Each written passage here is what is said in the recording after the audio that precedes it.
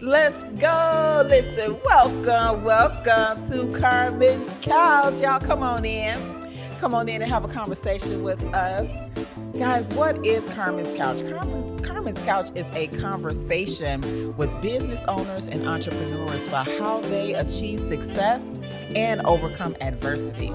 So on this conversation, we have the beautiful, my little sis, Miss Ariel Griffin Bland on the couch. Hey, lady. Hey, what's going on, everybody? Hey, Carmen. how I'm you so glad to be here on Carmen's couch. Thank you for coming, ma'am. I'm just so grateful because, I put this out in the universe, said I wanted to be on the podcast, and Look voila. at you now. Like you say, with the universe, right? Yes, It's working. What we put out is going to come back. What we put out is going to come back. Miss Ariel, you are the founder of Adore Beauty and Nails, LLC, along with your non-for-profit Nails and Self-Esteem. Yes, I am. So, Adore Beauty and Nails, all things beauty and wellness. With my clients, I try to combine wellness and self-care. Mm-hmm. So a lot of times when my clients come to me, they're dealing with different things. So I just try to be a getaway for them Mm-hmm.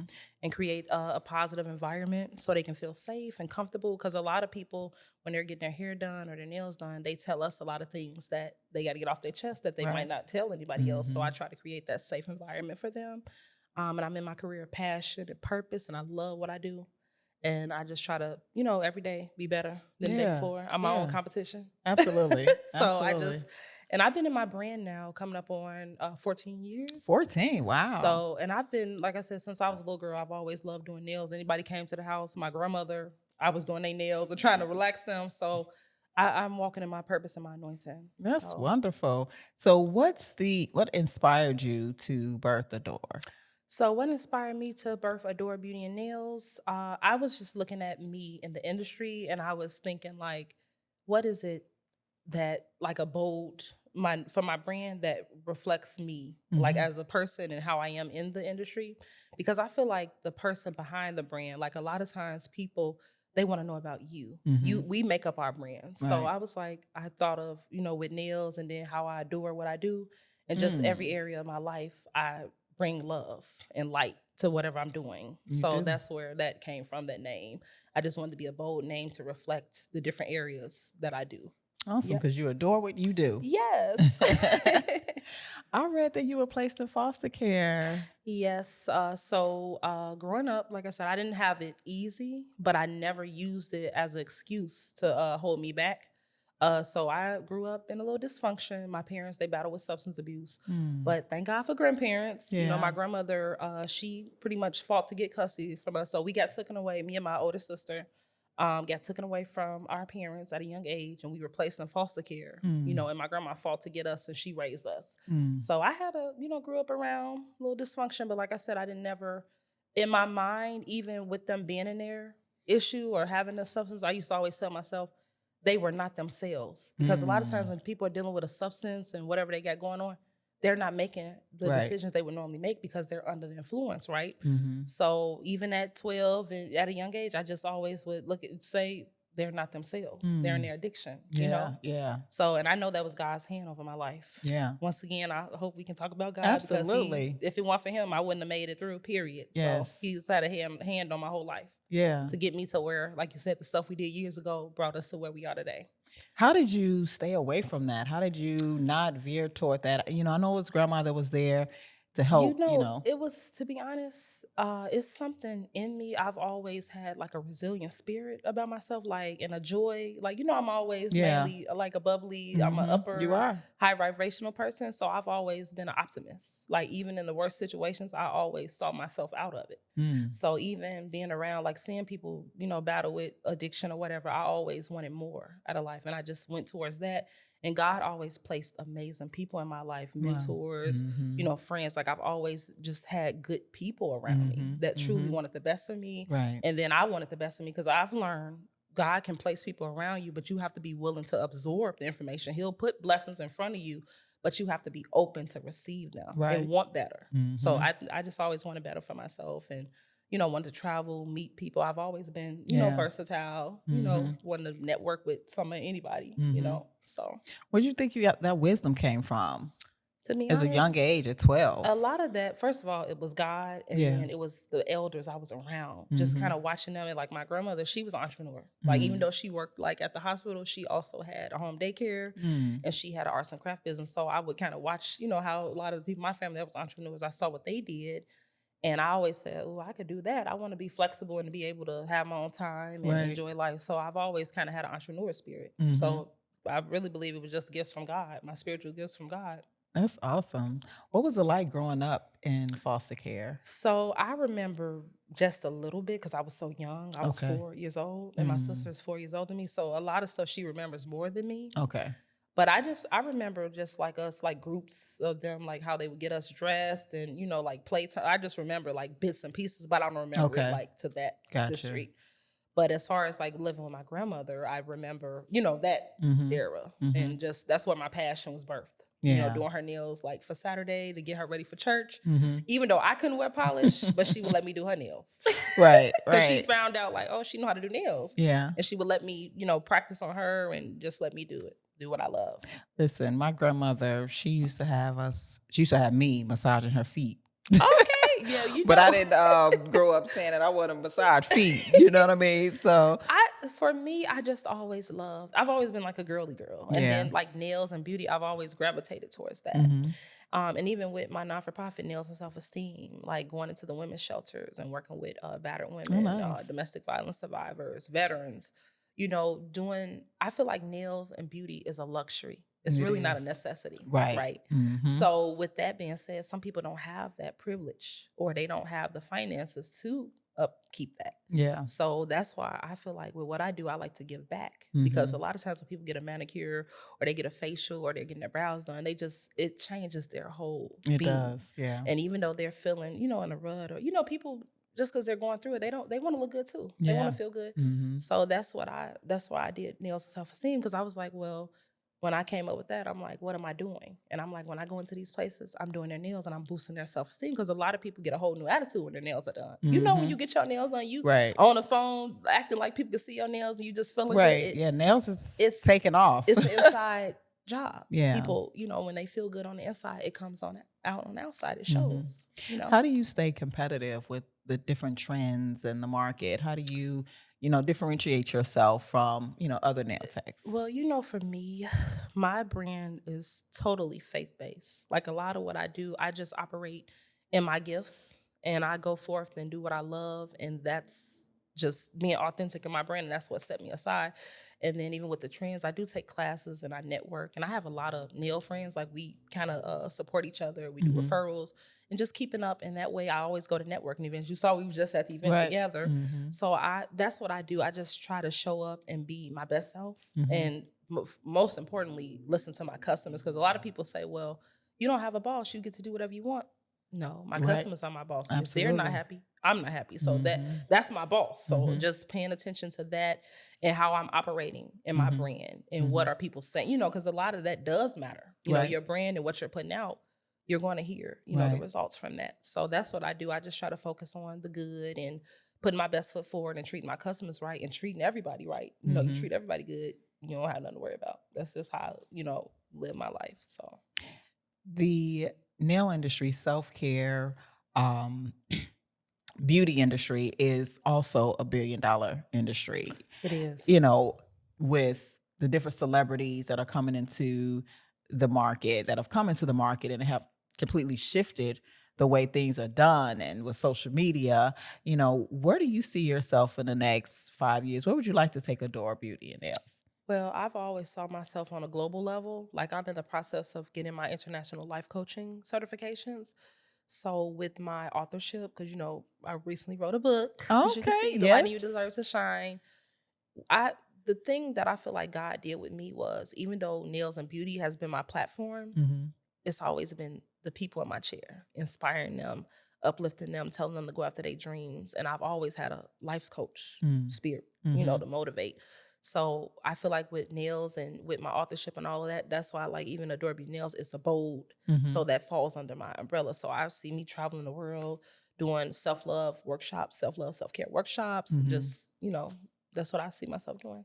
How do you keep yourself, with so much going on and you're a mother, you're a wife, like how do you keep with such a positive, attitude and such an array of lights? How do you So keep that and maintain that? what I do every day before I do anything, I pray. First of all, I get up before my kids. Like some people get up with their kids.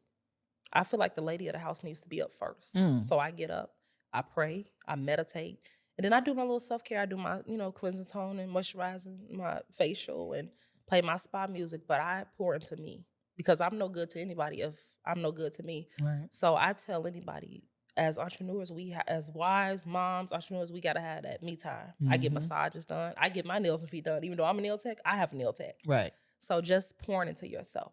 It's Mhm. like the old folks used to say back in the day, a glass half empty. Mhm.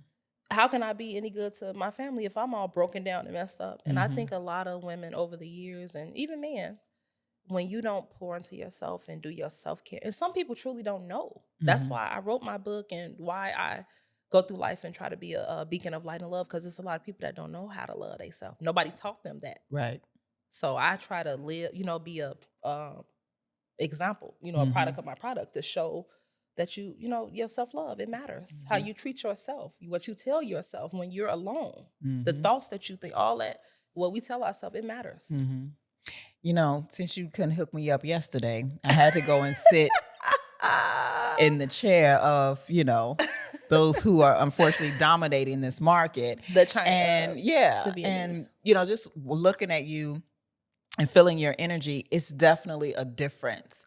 When you have someone that's on your feet and doing your nails and they're really trying to pour into you and having that connection, there's a difference.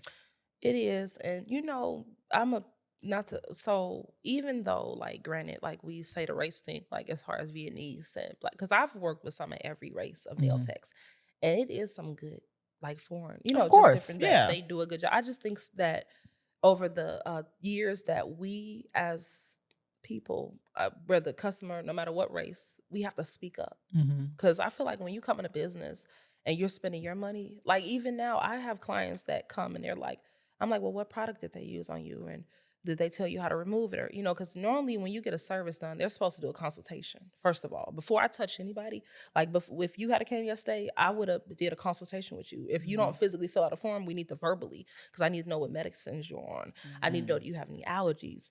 I need to know your last appointment. See, you What going did they to the do? next Did they level. hurt? Did they hurt you? Like, what did you not like? Or, that's stuff that people, and I think we've gotten away from that customer service. Right. And nails, it's like, I hear people like, oh, my nail tech was on the phone the whole time. She didn't really talk to me. Or, and it's just like, when people are paying for your time and you're giving your money, I think we have to speak up Right. and say, hey, you know what? Boundaries. Right. I think that the professional ethics, like people, when you're getting a service done, both ends, as a professional and as the consumer, it needs to be a standard. Mhm. That's just like you compared to other real estate. I know you have your standard, Right. the way you do, and it's set you aside. And that's Yeah. what people look at. And I feel like with the Asians or some of these quick chop shops, they've gotten away with it for so long. So Right. if we're going to come and still get cut Right. 50, 70 times, you still go back. Mhm. Why would they feel the need to change if you're not, same way they jump on people? How that guy Right. went in one of the Asian people jumped on somebody because they couldn't pay. It went viral. I don't know if you saw that video, but it was somebody I got jumped on because they, I guess, didn't pay their bill or they didn't want to pay or something. Right. But just stuff like that is Mhm. going to keep happening if Right. people don't speak up. Right. And And as you stated, there's a difference. And then you can have that experience with them, but have that same experience with you, and it's a big deal. yeah, and see what I do too, like when you said, well, I went to, so I was telling them I went to, it was like a meeting, well, it was a business class, and that was something she was asking us about. I don't know if you know Sarita Love from Success Yeah. Chunky, but That's she how I was met him. saying, what is our, yeah, oh, yeah, he Yeah. told me. So she was saying, what's your wow factor in your business? Like, what is it that you look at that you do well that, like you said, that puts you ahead? Mhm. And I think about that, like when clients come in my chair, like what are they feeling? How do I? And and then I started like having all my clients send me a survey, like just Right. tell me like what you think. And like you said, the pouring into clients and not just treating them any kind of way and rush and actually hearing what they have to say and caring, you know, because a lot of people deal with a lot of stuff. Right. And when they come for their nail appointment, they want to feel good. You know, Right. they want to feel relaxed and they don't want to feel, you know, stressed or, you know, some of them coming from work. I've had clients that, you know, mothers passed or, you know, and it's like we're there with them to help them through that. Right. And I just try to really pour in them. Like when my clients come, I do affirmations with them. We do self-love, self-care. So I incorporate that in what I do when I'm doing people's nails. It's like bigger than just the, you know, your service. Definitely. But I really try to pour into people because we don't know what they're dealing with. And then sometimes a lot of people hide their pain. And that's why I tell people, you don't know who's hanging on by a thread, you know, so kindness and love, it goes a long way, you know. So how do you think your upbringing and childhood has shaped who you are and what you bring to your business? So my childhood, like growing up in dysfunction and things that I saw, you know, that I feel like I shouldn't necessarily saw at a young age, if anything, it made me appreciate just, you know, the structure of the family, and it made me appreciate other people and just knowing that we all battle, we have different struggles that we deal with or things that we have to overcome as a person, right? So it just helps me to give other people grace, the same grace that I would want. And I think it helps me to not look down on people because I feel like sometimes we all are dealt, you know, in life, we dealt a different hand. And, you know, everybody's not fortunate, but I don't use that as, like I said, an excuse. Or if anything, that helps me to be considerate of others, to know that everybody's dealing with something, you know? So I apply that in my business, just being considerate of others and just showing grace to my clients because I don't know what they're dealing with or what they come from or how their upbringing was. So that's how I apply that to my business. I love that. What I can appreciate about you is, again, how you pour into your clients, and you're definitely doing something that is not being done. And what your past has prepared you, and even how you're presenting and how you cater to your clients is preparing you, you know, for the next step of motivational coaching, and now doing it on a larger scale because you have been faithful over what you've been doing. Yeah, the consistency. And sowing those seeds, yeah. And what I will say too, of course, entrepreneurship, I tell anybody, it's not for the weak. You know, we have our good days, we have our bad days. But for me, the field I'm in, as being in the beauty field, I feel like if you take care of it, it'll take care of you. Like your clients, my clients, to this, I don't really do big, if you know, I don't do like heavy advertising and marketing. A lot of my client base is word of mouth. Sure.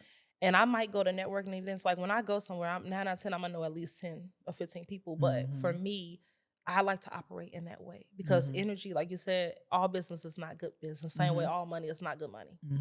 And one thing I will say, when you're operating in your gifts and you're working in your passion and your purpose, the money's going to come.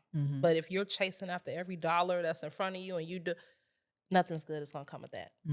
And I feel like the money is there. It's going to come. And that's just how I move through life. I do what I love, and, you know, abundance. And then giving is abundance. Right. That's what people don't realize. And I always ask people, are you giving as much as you're getting?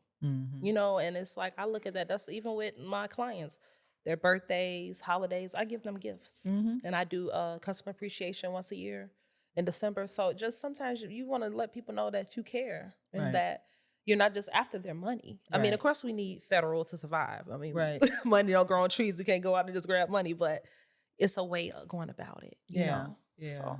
Absolutely. How did you, you know, what was the road that led to you discovering your purpose and your passion? And so for me, I've always, so you know how growing up, you'll look at people, how they always complain about, oh, I got to go to this job again, or I don't want to do this. And at a young age, I always said, we got free will. Like, I want to do what I love, and I want to feel like I'm working, but I want to feel like I'm having fun too. And that's what I always did. I just kind of work towards the stuff that I love, and how can I make this a business? What am I good at? What do I love? And I just went with that. And even in my family, you know, I come from, a lot of people in my family are teachers. Some of them are nurses. Like, I'm kind of new. I'm the first person of our generation in my family to do like a nail tech, an esthetician. Like what? But for me, that's what I loved. And I went for that. And I could have had a full, at first I was like, I wanted to go to Clark A&T for business. That was always my dream place. And I got to go out there to visit. Absolutely not. That's why I tell people, go visit schools, go sit with the teachers, go visit campus if you can. And it was just a wake up call for me. And I'm like, I want to go to aesthetic school. Then I'm gonna go to nail school. Then I'm gonna go to life coaches. I just always saw that in my brand of me speaking and pouring into people, because this is what the world needs. Yeah. Because if your mind is not right, I don't care how much money you get. You can get all the degrees in the world. You can go travel the world, do whatever. If your mind is not right, nothing will be right. And that's what I live by. I try to keep my mind together and, you know, keep the body together. Because if we not together, then what? Right. What are we doing? You know? So it's bigger than just me. And even my brand, like I think about legacy. I have 2 little children. I have my son, Ariel, and my daughter, Gabrielle. And I think about them, you know, like what legacy, you know, am I going to leave for them? Right. Because our children, they don't do what we say. They do what we do. Right. You know, they pay attention. Our actions, that's what they're going to follow in my footsteps. So I take that seriously. Even my daughter, you know, I do affirmations with my kids. I do self-love with them. I do their manicures, their pedicures. I have them doing affirmations. I'm teaching them how to pray, because the world they're in, I want them to be the beacons of light and love for their generation. Because some of the babies that I see that they're growing up with, they don't have that at home. Right. Because guess what? Their mothers are in their phone 24/7. They're not reading to them, you know, go pick a book, let's read, let's do all of that. The kids don't, it's not what you buy them. It's the time you spend and what you invest in them, what you teach them. That's what they remember. And that's what I want my kids to have, you know, just have that, you know. You have a lot of wisdom to be so young. Thank you. Well, I tell people, I'm not strung out on ageism, where people's like, oh, well, age, because I feel like we all are experts. As you know, we all have our life experience, and it's just the experts of whatever age. Even a baby, I feel like we can learn from babies. Absolutely. Like my kids, every day I'm learning something new from them. I'm like, wow, I didn't even know you know how to do it. Okay. You know, it's Oh yeah, just, they we can learning learn every from minute, every second. Anybody. We all have the area that we're experts at, and we can learn from anybody if we allow ourselves to. What are some challenges that you have had to overcome? Some things that you had to triumph through? Like, take me to a time where you almost was like, you know what? I don't know if I want to do this. I want to give up. You know, how'd you overcome that? In my earlier years in the nail industry, like, I mean, I know now with social media how they just be like, clients just fall in your lap. Early on in our career, you know, back then before we had all this, we had to go out and do flyers and go, you know, and it was just like, you know, getting clients in. I'm thinking, because I'm good at what I do. Like, oh, they're just gonna come out. You know how people be telling you like, oh, they just gonna fall in your lap. No. So I think early on in my career, it was more so just getting my clientele up and, you know, getting my name out there. And it's hard when you first start in the business, and, you know, sometimes people ain't always gonna be so supportive when you first start. That's why I tell people, when you start a business, and when you get married, when you have kids, when you start a business, you see who your real friends are.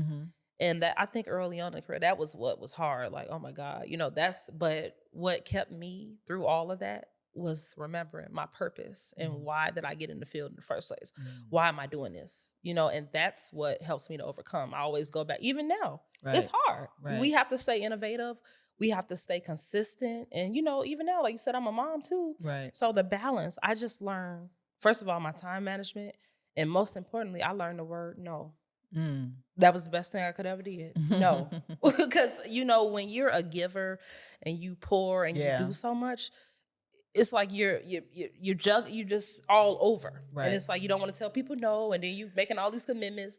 And that was the best thing my mentor told me. Day 23 in my book. Day 23. The power in saying no. Okay. That's the best thing you can do. Yeah. Learn to say no. Certain stuff, it's okay. And it's a complete sentence. Yeah, it's okay to say, hey, you know what, sis? This is what I do. Sometimes I can't make everybody's events, but I'll send you a love seed. Okay. I'm one of those people, hey, I'll send you referrals. Or I might not physically be able to be there, but I can send you referrals. It's other ways that you can help your entrepreneur friends and be supportive. And like I tell people, I'm the referral queen. If it's something good, I'm gonna tell everybody. And, you know, and that's another thing, Carmen. I want to ask you this, and because I feel like a lot of Uh-oh. entrepreneurs deal with this. No, like, what do you feel it is when people, let's just say you help somebody get a house right and they love it. And then you're like, oh, tell your friends, and, you know, Right. they tell their friends. But what if a person's like, oh, well, you know, I want to keep you to myself. I don't necessarily want it. Oh, yeah. And I hear that a lot, like even Yeah. with my lip gloss, which I can't wait for you to try. Okay. But that's some of the gifts in your bag and Thank wine. That's why I you. asked you about which wine you like, because I'm like, I'm not going to come and not bring her wine because I know she loves wine. It. Thank you. But why is that? When somebody loves something, that's just like an outfit. Like right now, the only way you get, Right. I'm the type of person, I'm going to send you the website link. Right, exactly. I'm going to go on the Instagram here. But because what you're a is giver. that? You're a giver. When and people someone, feel, you're a giver. If someone says, oh, I want to keep you to myself, that's because they're selfish. and I that's why I'd be like in business. Yeah. But we're with the field we're in, what we do, that's Right. the point of what we do. Right. It's like, huh? Yeah. What do you mean you ain't gonna tell anybody you want me to do yourself? Huh? Exactly. I'm gonna need you to go tell 7 people, 10 people, 15, as many as you can tell. Right. What? Right. But I hear that a lot. And I just always like, what, you know, so you said it's a selfish thing. Cause I'd be like, what is that? Because I like just now, I got to do a live. I didn't bought up so much stuff from, you know, I'm always supporting Black business. Love my people. Okay. And I usually do a live and I like to show off people's stuff that I love, the products, and let people know. But if something good, I'm going to tell everybody. That's just how. That's how I am like that too. That's what I've always loved about you. You've never, one thing I can say about you, you've grown in your industry, but you're genuine and how you are as a person. You haven't changed, and that's what I feel like when you're authentic in your brand, that's what takes you far. Right. Takes you far, because it's a lot of clones out here. Yeah. I'm like, who are you really? Like, I feel like how you said, like Carmen's couch, like you being who you are, that's what makes the couch special. You know, your brand is why people show up. It's you. Yeah. You know. I appreciate that. Thank you. You said something about finding what you love.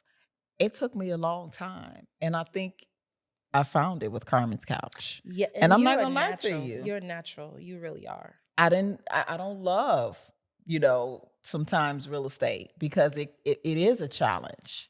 And that's what you know Nicole Wheatley. I know. She's in your industry too, but that's one of my mentors. But what I love about you guys, just because with me knowing, you know, in Danisha, all of just people I met that's in your field, the highs and the lows of it. Like with me being there to kind of see things, it's like people have no idea the stuff that you all have to go on. And sometimes it could take years for closings. Exactly. You say years. People twiggling their fingers with paperwork and not getting stuff done, contract, you know. Right. And we just see the exactly. Beauty. We see the you pretty see the houses glitz and the glamour. But we don't see the late nights and all the stuff you're keeping your stuff up, what you have to pay, your fees, and you know. It's a lot. Yeah. And I tell, even with my authorship, like a lot of people are like, oh, you're a published author, you on Amazon. And first of all, I got to shout out my publicist, Tykara from Voss Consulting and Publishing. I thank God for her. She was my ram in the bush, because this whole process, it was not easy. Yeah. It was a lot of late nights, constantly re-editing the editor. Okay, we got to take that out. We got to add this. It was so much I went through. Like the enemy brought everything he got. This was my hardest thing in my whole career. This book. You say it was what? My hardest thing in this my entrepreneurship journey. Oh, nice. Because it was many a nights I cried about this book, and I don't know if I told you, but the very last page of my book came to me in a dream. So I actually wrote the ending first. Day 33. They say start from the end. Yep. And it's accountability. And like I tell people, we're looking for, and I understand God, you know, he does save us from things. But the truth is, when we look in the mirror, I feel like we have to have accountability too for our life. He give us free will. And I feel like a lot of times we blame everybody else. And when we realize I'm the one that's keeping me from this, you know, because there's a lot of people like, oh, I don't know why this happened to me. I don't know. What are you speaking about? What are you thinking about? What are you doing? All of that plays a part in your life. And those things manifest. What we speak over our loved ones, what we speak over our friends, all of that, it manifests. Word curses are real. The things that we speak about, we bring about. Death and life is in the power of the tongue. That's what the Bible says. It's the scripture. And a lot of times I just think we have to be accountable for our actions. We have to. So tell us more about your book here. The journal. It's a journal, right? The light in you deserves to shine. It's an affirmation journal and workbook. So my two loves, next to my beautiful babies, I love affirmations and I love journaling. Mm. And for me, you know what we tell ourselves. I tell people, it's not about what you tell me, like how you, everybody that sits on your couch, you pour into us and how you love on us. What do you tell Carmen when you're at home in the mirror? What are you telling you? Like our self-talk is so critical. And I don't know about other people, but I feel like my book was God ordained because in this world, it's a lot of dark things going on and stuff to tear us down. Even as entrepreneurs, it's so much to make us feel like, ooh, am I good enough? You know, am I where I'm supposed to be? It's so much that constantly makes us like, ooh, am I in that timeline? But I feel like we're all on our own divine timeline. Right. It's God ordained. And even with my book, even though I've been a published author since 2022, I couldn't necessarily do anything until certain stuff was updated. It had to be a certain, and that's why I tell people, when you hire a publishing company, they're going to make sure stuff is done right. They're going to make sure that they make, you know, your goals met. And my book, I get so emotional, I'm gonna cry because my book it's gonna change lives. And that's why the enemy did everything to destroy me, to keep you from putting this book out, because there's so many people that shrink themselves and they go into this little box and they don't give their true potential to this world because of, like you said, they grabbing, reaching, bringing people that not even supposed to stay in their life, that God removed from them. They're caring too much about other people and how this looking. But it's about you. Right. God give you your vision. He give you your purpose. It's not about everybody else. And that's why this book was birthed, because I'm like, we all got a bright light in us and we deserve to go forth and be great in this world and do what we was born to do. Yeah. We all have a purpose. Give us one affirmation out of the book that really stands out to you. So my favorites, y'all, look, I come prepared. These are my favorites. Affirmations. I am loved. I am wanted. I am enough. I am strong. I am smart. I make others smile. I accept myself. I am beautiful. I am a positive light. I love myself. And then I always tell people, give yourself a hug. Because I feel like no matter what corporation we're a part of, no matter what brand we're a part of, yourself and how you view yourself, that's going to show up in your brand. And your clients, people are going to see that. Right. I don't care how we try to hide. We can put on layers of hair. We can put on all this makeup, lashes. But this here, I tell people every day, even on my down days, I have down days too, Carmen. Of course. But guess what I do? I take my hand and I put it right here on my heart and I hear my heartbeat. That's powerful. When you hear your heartbeat and you know you got breath to get up and do life again the next day, to me, that's what hypes me up. That's what gives me my ambition to be like, hey, you might have, this day might have not been so good, but it's always tomorrow. Right. You in your mind, you just have to be your own biggest cheerleader. And that's what my book is about. I feel like I'm being people's cheerleader, because sometimes we be so hard on ourselves, and the same grace we give other people, we deserve that back too. Right. How have affirmations had an impact on your life? Affirmations are everything.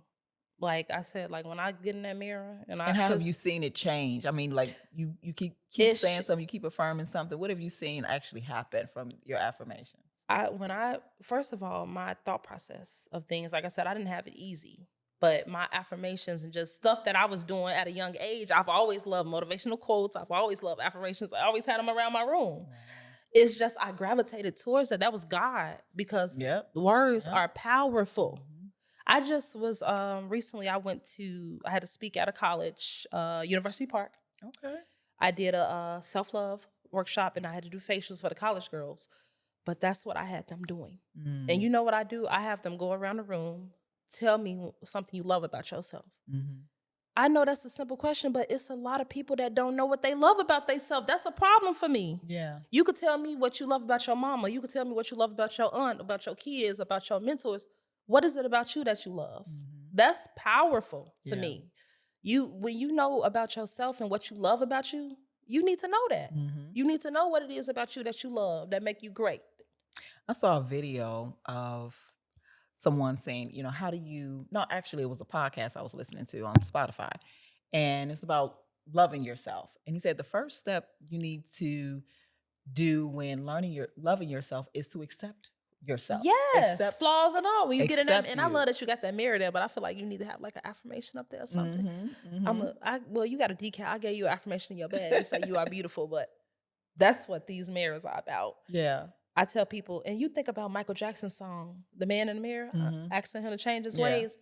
But I tell people, when you look in the mirror, it don't even have to be a flawed thing. It's just like you're admiring, hey, I'm beautifully and wonderfully made. God said I'm beautiful and Except your wonderfully made. nose, except your, your Yeah. And eyes, then except your skin prime complexion. example, some people, it's sad, but when you don't have the right people around you to help you really embrace who you are, of course you're gonna go and get all them surgeries and do all this. Oh, I gotta get my butt done. I gotta get, my nose done. I gotta get my ears done. Just stuff that you don't even think people would be getting done. They getting done. Right. And it's like and I understand like stuff that medically, like you don't have a choice but to get surgery, then I understand that. But you are beautiful. I be telling people, you are beautiful. We all are beautiful in our own way.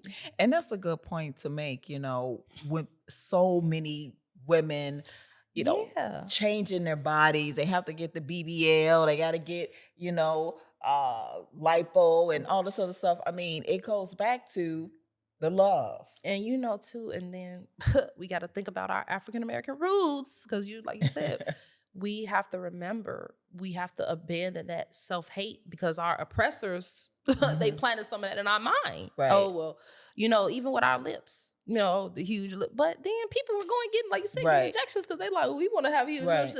So I tell people, we have to, certain things we have to unlearn to be our best self. It's things in us. And I tell people, it's okay to have Jesus and a therapist and a life coach and hire, because it's things in you, like you said, our upbringing and stuff that we have to constantly reevaluate. And it's okay. And it's a part of your growth. A lot of the wealthiest people in this world, they have therapists. Absolutely. Mental health is king. Nothing wrong clean, with it. Okay. Right? Yeah. I love it. Yes. I love how you are growing and learning and developing from the inside out. Yes. Because that's where success comes from. It does. It comes from the inside out. It doesn't come from the outside in. And I think that's the world that we live in. We think that, a saying in real estate that I've heard, and it's wisdom, that your business grows to the extent that you do. Yeah. So the extent that you grow on the inside, that's how opportunities are birthed and, businesses are developed, because you are learning and growing from the inside out. Yeah. And then one thing I will say too, like over the years, I feel like one of the biggest things that helped me too is collaborating. Like we have an event. I was telling the gentleman you just interviewed earlier, we're doing a pre-Mother's Day event on May 11th, and I partnered with another nail tech. My nail, like Amy, she does my nails. It's my nail tech. Pretty. But we partnered. We was like, hey, we should get together and do an event. We should get a venue. Let's hire a caterer. Let's get some other nail techs. Collaboration over competition. Right. And one thing, you interviewed Mortricia, which is another friend of mine. I love her. She always says community over competition. Mm-hmm. A lot of people would be greater together. True. And it's like your mother was saying, the crab in the barrel mentality. Sometimes it don't even necessarily got to be drag me down. If anything, you should be pushing me up to get out, right? Right. And that's how I apply myself. Like I said, a lot of times if I can't physically be at events or whatever with people's brands, or if they have something that I don't necessarily like, I can refer them. Mm-hmm. Or I could, get the word out of, what do you need me to do to support you? And that's what really helps me grow too. The fact that I've been collaborating with people and I'm always doing that, that's what helped me grow big time. I love it. I've heard collaboration a few times on, tonight, and Yes. I think I'm gonna have to put something together to bring us all together and I help think to you collaborate. should have a meetup And here. Like you yeah, can have a something. meetup. Maybe you can start doing a mixer. Or yeah, something, something that can Yeah, connect because you us. saw at the Sophie, like I bumped into at least 20 people that I knew for Mhm. other business. And I'm like, because at first I was like, I don't know. But I said, you know what, I'm going to go. And then, I'm one of those people I love. I'm a social butterfly. Yeah. And I love butterflies. Yes, you typically. are. You are a butterfly. That is for sure. So, but I tell people to grow your brand.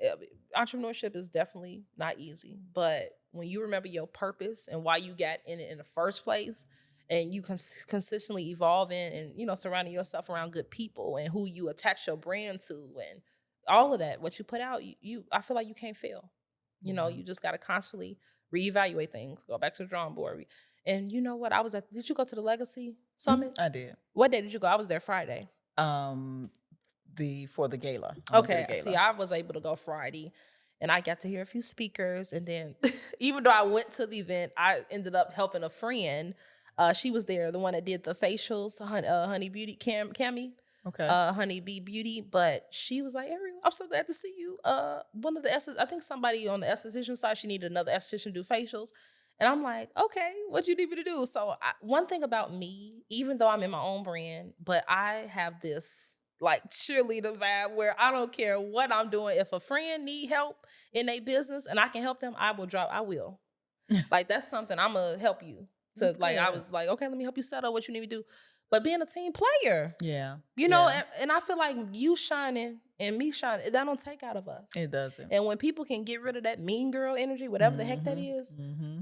it's enough room for everybody to shine. We Mhm. all have something amazing. Like Yeah. it doesn't, you shining and me shining, that don't take out of us. Mhm. If anything, it makes it even better. You know, it makes it even amazing. You know, so that's what I. But that focus takes on. confidence, though, Ariel. You have to Yeah. understand that 90% of people are not that confident in who they are, Yeah. and you're a confident woman. You see what I'm saying? And so when you're a confident woman and you step into a room, it can make Ruffle some a few- people uncomfortable, but as you will continue to be that person, Hello. but Look, we can't not that's be. why I tell people I yeah. cannot be me. Yeah. And see, for years I And feel you're like comfortable being you. yeah, and then I feel like for years people, like I said, you don't do anybody any good when you're shrinking yourself, or you're like how some people would let that stop them. They're like, well, I don't want to. Like I just heard something the other day. A family friend was telling me a relative of theirs kind of used to, she had a beautiful body and was like, everybody was like, oh, you look beautiful. And it's like over time, she kind of was almost doing stuff to make herself be uglier because she wanted to fit in. Wow. She didn't want to be like, oh, well, I look better than everybody. But people do that all the time. They downplay themselves in business. They downplay, and it's like you don't serve yourself when you do that. Right. And the right people, like one of my friends, Rose, she always say, like Ariel, like my mother told me, as eagles, we fly high. And that's the we thing. we come down with the birds, but eagles fly high. So you might come down a little bit and fly with the birds, but you gotta go. And some people be afraid of, oh, I gotta leave this person behind. Sometimes it don't gotta be beef. When you grow, people are gonna fall off. It's a part of life. It don't even gotta be beef. And then even with relationships, let's talk about marriage and situationships. Like a lot of people, sometimes you might outgrow your mate. Mm-hmm. That's the truth. It is not even you saw that coming type thing, but everybody is their own person. Right. And then marriage is the hardest thing because you're coming as one together. You got your own thoughts, your own ideas. And some people, they hide themselves in their mates and they don't fulfill their purpose. Right. And even with a person, you still are your own person. You have your own desires, your own thing, and then you have them together. Right. You have them separately and then you have them together. It's okay to have your own set of friends and your own thing. There ain't nothing wrong with that. And that's what I tell people, even in marriage or even in dating, you should still be able to show up as yourself and not feel bad about it. Right. Right. Eagles fly alone, and unfortunately some people don't like to be alone. Oh, that's a lot of people. That's hard.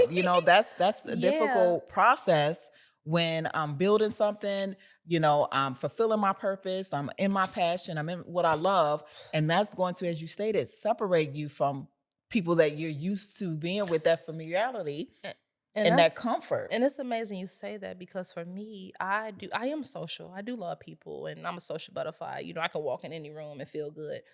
But I love my alone time too. I have some good time by myself, you know? And even when I think before I even had kids, before I was even married, when I had my little one studio apartment up north, I had some of the best times. I know how to keep my own self entertained, okay?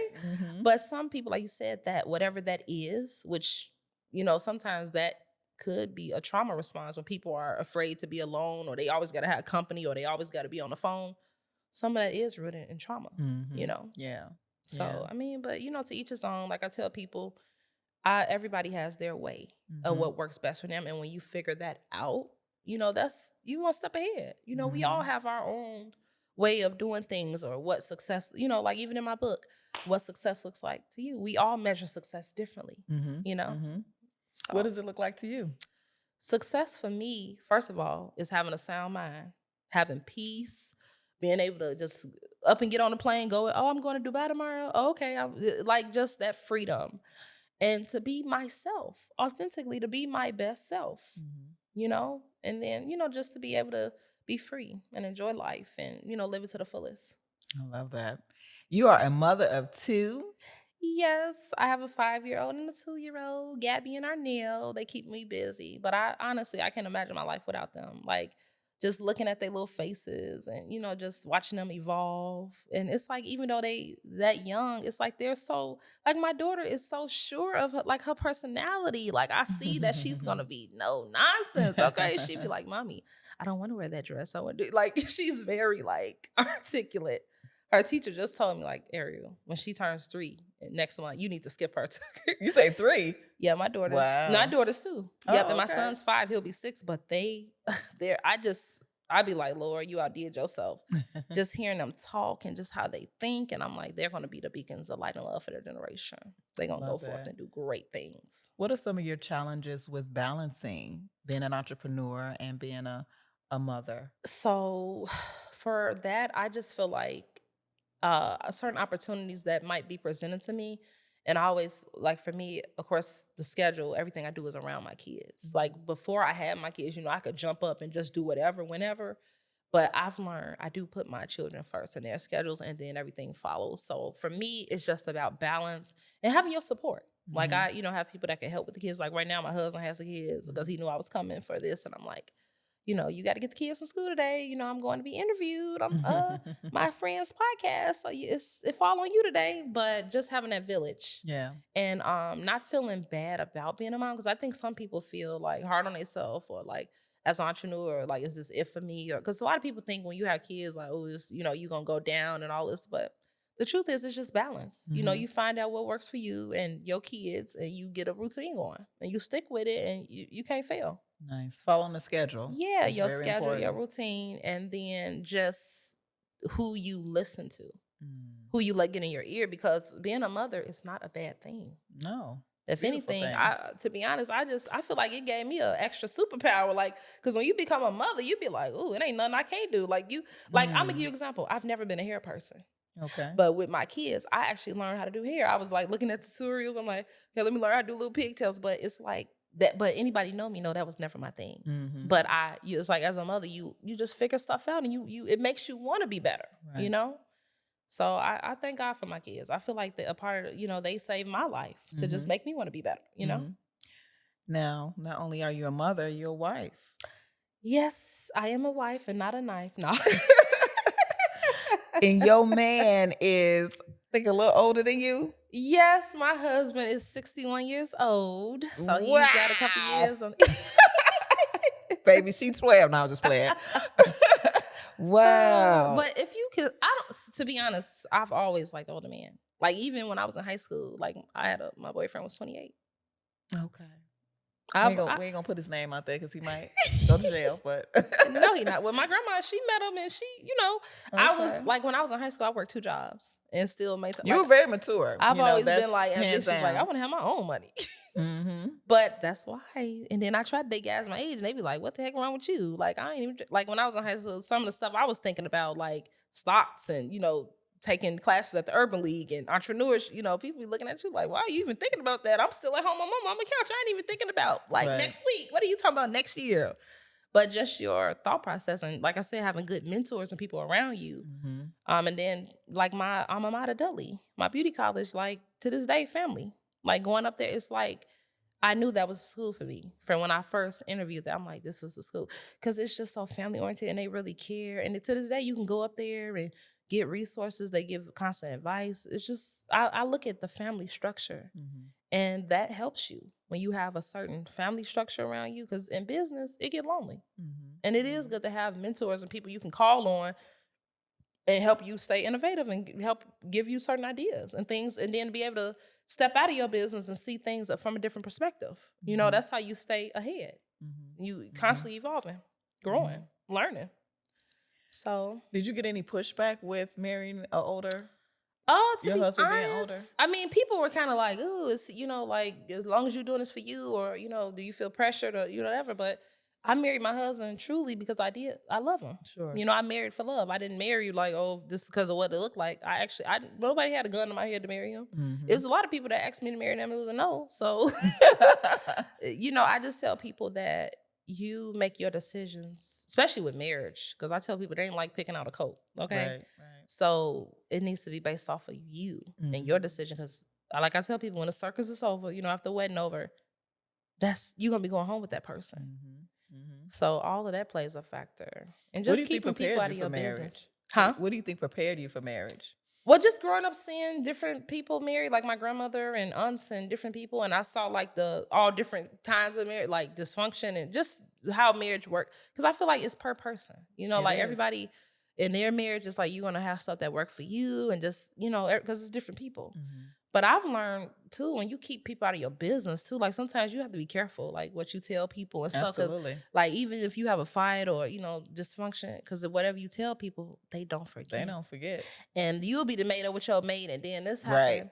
Right. But I honestly, it's hard, and I'll be telling a lie if I told anybody. It's every day I battle with it, because look at me, I'm this bright, vibrant butterfly, and like I tell people sometimes, even with an older man, it just depends on the person, because as you're growing, even though a person will say, well, your age don't matter, that still plays a factor, because they're every day when they look at you, mortality, they got to think about, hey, she got this many, I got this many years on her. So eventually, it's no way for them not to face it. Right. So that's one thing I will say about when you with somebody older, that can be a factor. Because, and then Lord forbid, if you aging and you still looking youthful and you still got your whatever, your spunk. Because even though I had kids, it's like I'm even more like, I want to go. Like I just went to my friend's skate party. She turned 35, and it was like, we was like, oh, let's go skate. Like I'm super like outgoing. I love it. Right. And I think that sometimes when you become a wife or when you have kids, you just have to remember certain parts about yourself, because when you become a parent, it is certain things that you can grow to lose about yourself, because you're pouring so much into your kids. But I tell people balance. Yeah. It's okay to still look sexy and be, like I'm a mama, but then I'm still Ariel too. Right. Because some people be like, oh, you're a mama, certain stuff you can't do. And you wearing cut up jeans, you wearing lace. Yeah, I am. Like Keke Palmer with Usher. Oh, that was a whole another thing, right? But you know what I've learned, and what I tell any woman? A jealous mate will never be happy with you. I don't care what you're doing. If your mate, so we're not surprised that didn't work out, right? Yeah, if your mate is not secure in themselves and they're every little thing, that's just like what the gentleman you interviewed before me, when I was over there talking, which we shouldn't have been. But like he said, trust. If you with somebody and they don't understand what you do, right? And then they like, oh, why you got to talk to this guy? Okay, why you got to talk to this girl? But God made man and woman. We got to do business. So if a mate is that jealous, or they looking like, why are you looking at them? How you know them? And you'll never thrive like that. And a lot of people, they're not, it's like they want to keep their mate happy, which I understand. You do want to keep your mate happy. That's what you with. But certain things are not. You just can't give certain parts of you up. Right. It's just, it won't be fair to you. Yeah. Yeah. No, I love that. I love that. And what I've heard in marriage is that it's hard. It is. Then you got to still date again. You got to keep dating, Yeah. There's a lot that goes into it. And, having to, I guess, the maintenance. Yep, it's a job. At the end of the day, it's a job. Just like you have to continue to reinnovate yourself, you have to continue to give that same attention to a marriage and to a relationship. And you know what I tell people too? Marriage it's an empty box. It's what you put into it. It's, you got this empty box, and it's what everybody's marriage is what you give it. And even as, this is what I feel like God made man visual, right? Absolutely. So even like after you have kids, some people deal with postpartum and different stuff. Luckily, I didn't go through that, because I had so much good love around me, and people just come and seeing me and what you need. I was so grateful, because after you have a baby and you home and you used to being out, you be ready to just go to Walgreens. You be like, let me just go anywhere. Just like, what you need from Walgreens? I don't even know. I know when I get there, okay? Right. But just that. And with men, it's like you don't want to get to the point where you don't care how you look, to the point where it's like you just let yourself go. You don't care. Because God made man visual. Right. You right? So we want to just keep ourselves together. And then it don't even got to necessarily be about a man. Keep yourself together for you. Exactly. Because I've always been like, oh, I want to get done up. And like, I feel like certain parts of us, over time, it might get numb. But then I feel like God activates certain parts of you again. They're still there. They just have to be reactivated. Absolutely.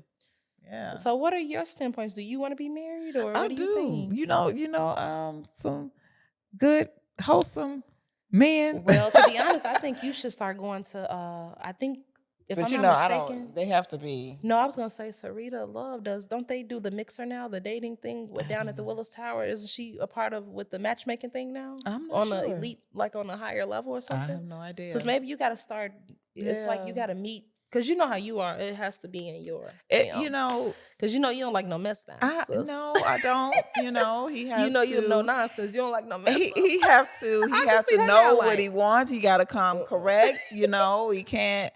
And my so challenge. what is a deal breaker for you? Let me just ask that. What's a deal breaker for me? I Carmen know, right? How this happen? I mean, how this happen? It's the life question. I can't help it. So I want to know. What's a deal breaker is if you don't love God. You know what I mean? Oh, absolutely not. I can't. Yeah. What are we even doing? Yeah. So I had a guy who him and I actually were dating, and he called himself an atheist. Absolutely not. And that would have been my cue to run. I mean, I'd be like, it should have been my deal to run. It should have been. But you was just trying to get a better understanding. Trying to get a better understanding. Convert him over. And because you know they say, what is the scripture for? Yeah, it is a scripture about that. It's a scripture. Yeah, it's out there. Yeah. And so, you know, he's like, oh, I'll come to church with you. Oh, you know, do this. What? And he did a few times, but he sat there and mocked the preacher the whole time. But and I'm like, why you here? Was he grown? Did he grow up in that, or was that talk? He has a background where I believe deep down he does believe. Okay. But you know, over time, you know, just seeing his mother experience abuse and staying with his mother. Staying with the father because of, you know, religious beliefs. And so he's like, you know, so I can understand why you would turn away, but you know, that became a deal breaker. But great guy, see, you know, he probably would need therapy and stuff. And like he's my gone friend through just it. told me, she said, Ariel, this is not Build-A-Bear. Exactly. Because you think one of my mentors told me years ago, she said, women hold on and men move on. Like a woman to be still hurt and be still in pain from her first marriage, and a man to been with 5 different families and and then they still be on that same hurt. And it's like when women love and when they get hurt, we hurt hard, you know, and it take us, like even me, like if I was to have to get a divorce or anything like that happen, I can't just jump with another man, because when I love and how I love, I can't just see me like, oh, I'm with another person after so many years and what you invest in. And that make me wonder when people just jump with another person, I'd be like, were you already with them? Or did you really love the person to begin with? Because love. Right. You guess can't what? turn it off. I don't believe you can. I tell people that heart, it won't what it won't when it won't. You got to take your mind along with you, because the heart is selfish. It won't what it won't. Like how you said about that heart be like, you know, and then this is what women do. I love us, but we'll see 50 red flags and a person be like, but it be these 2 things. But, like, well, he had nice hair in his teeth, but then it'd be like, dang, he stabbed his ex-girlfriend or did something crazy. And we'd be like, well, like, what is that? Right. Like, God be But why you did like he stab times. her? Did she deserve the stab? Yeah. Be like, I think as women, we just have to really, really, really tune in with certain things. And when we're seeing those signs, and even men, you know, and this is another thing. I don't know your thought process on this. But the women that I was brought up with, like, even though my husband, out of us, you know, he is the breadwinner, but I'm still got something going on, you know, with my business, what I'm doing. I feel like as a woman, you still need to have something going on for yourself and your own money, because some of these women, they marry these athletes and stuff. And it's like, you not checking no bag. If Lord forbid, I come into some kind of money like that, I'm gonna be like, oh, let me start coming up with another business. Right. You never know. We need to do, because what's gonna happen? What if your husband get injured or to the point of no return? What do you have to show? What if you got to step up and what if your husband get ill and you got to step up and maintain the house? Like it takes 2 for a reason. Right. And that's what you have to look at that. You really do.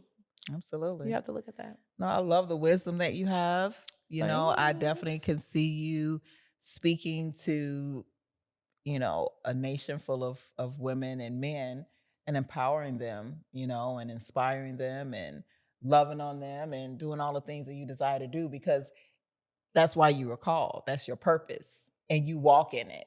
It's in you. It's all over you. You can't shake it. You know, it's just who you are. Unapologetically. Unapologetically, yes.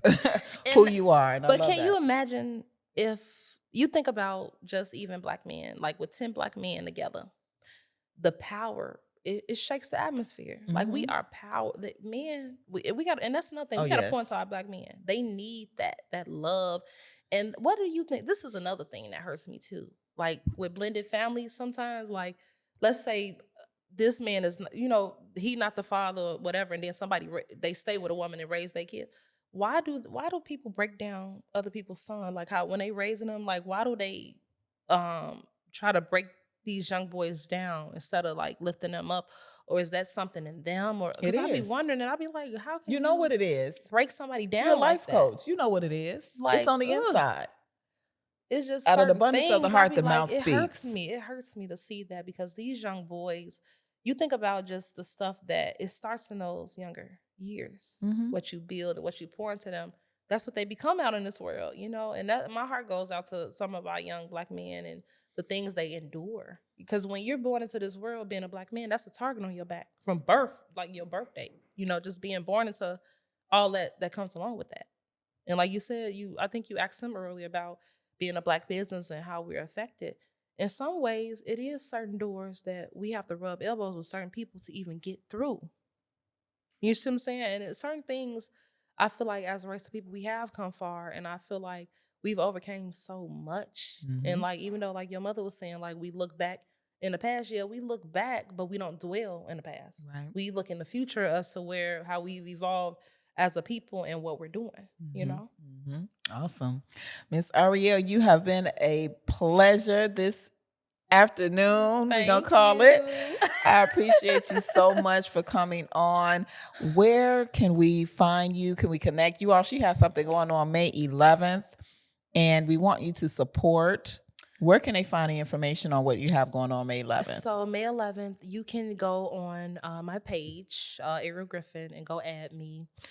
We do have tickets for sale. Our event is a Pamper Praise and Purpose event. So we'll be having vision prayer board workshops. They're going to be doing prayer bracelets. It's going to be manicures, pedicures, facials.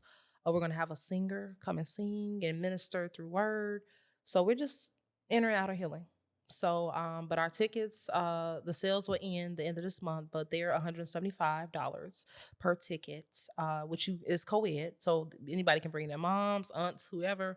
And it's just going to be an amazing time. And we really, we spending a nice little penny for this, but it's worth it, because I believe in pouring into people. We don't know the day or hour when we're going to leave this earth, and any opportunity that I get to pour and love on somebody, I'm taking it. Absolutely, I love that. So my book, you can get it on Amazon. The Lighting You Deserve to Shine. You can look up Ariel Griffin Bland, and it'll come right up. It's a beautiful butterfly, you can see. But before we go, Carmen, I want you to pick a number from 1 to 33, and I want you to go and read whatever day it is. Give me a random number from 1 to 33. Okay. I love 10. My birthday is on the 10th, so we're just going to do 10. Everybody that gets my book, this is what I do. I have you pick a number from 1 to 33, and whatever day oh my God, this is so you. And normally everybody tell me it relates to them. So read Prepare to Succeed, the affirmations. Read them out loud. Come on.